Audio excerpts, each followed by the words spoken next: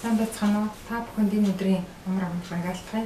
За би арсны хүчин судлалын үндэсний төвийн бэлтгэлийн эрхлэгч Цэцэр Орончмаг байна.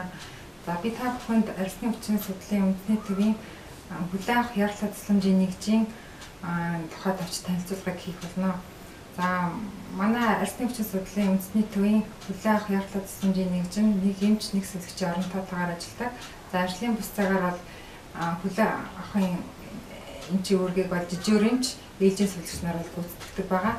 За арсны хүчин судлалын хүлээн авах ярлал тусламжийн нэгжээр ирж үүсгэж байгаа өрсөлдөгчдийг бол хүлээн авахын эмч сэлгч хүлээн авч за түүний өвчин шинж байдал, амин чухал үзүүлэлт, эмнэлзийн онцлог тохируулан дараах байдлаар бол дөрвөн зэрэглэлээр эрэмблэн ангилдаг байгаа.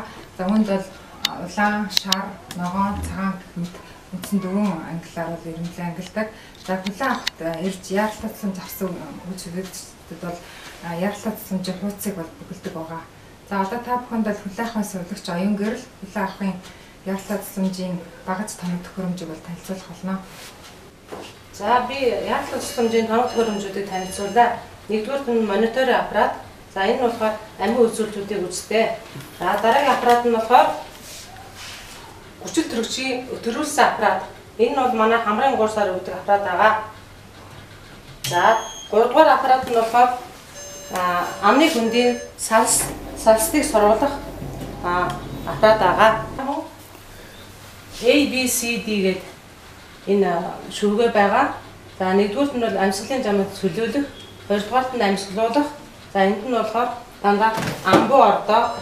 За гуравдугаарт нь болохоор гуурс тавих.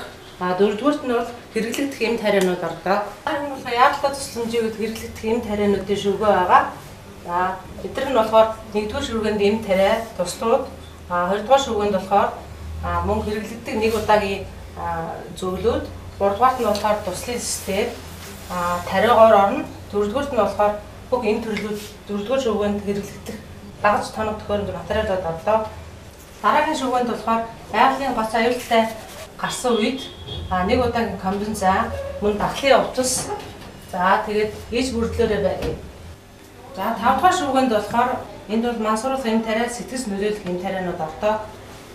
За арсны хүчтэй өрсөлдөгчийн өвчний хэлбэр, үе шат, эмнэлзэн шинж тэмдэг тулгуурлаж эргэмлэн ангилтыг хийгээд ярлал тусламжийг үзүүлдэг. За дараах төрлийн өвчнүүдийн үед бол арсны эмнэлэгт ярлал тусламжийг авч хэвтэж өмсөх шаардлагатай байдаг. За үүнд бол нэгдүгээр арсны өрсөлдөгчнүүд, үүнд бол хордлого харшлын дерматозод, за хурц чонон хүрвэс, квинкийн хаван, анафилаксийн шок, хурц тархмал улайрлууд, үгжилт пиодерми гэх мэт өвчнүүд байна. За хоёрдугаарт нь бол цэврүүлэх өвчнүүд ордог. Үүнд бол нэгдүгээрт нь цэврүүлэх хэлбэрийн бүх төрлийн өвчнүүд орно. Хоёрдугаарт нь хурц хордлогын хам шинж буюу лайлийн хам шинж байна. За гуравдугаарт нь Стивен Джонсны хам шинж орно. За гуравдугаарт нь автоиммуны өвчнүүд, за үүнд васкулитууд, за хурц чонон яр өвчний арсны хэлбэрийн хурц өргөсөл, дерматомиозит, ювенилний ревматоидны полиартерит ордог. За дөрөвдүгээрт нь бол моторын гаралтай арсны өвчнүүд орно. Үүнд нэгдүгээрт нь стафилококкийн хордлогын шокын хам шинж, стрептококкийн хордлогын шокын хам шинж, герпетиформи дерматит, капш, экзем, неран герпес, тархмал кандидоз зэрэг нь ордог юм аа. За анхаарал хандуулсан та бүхэнд баярлалаа.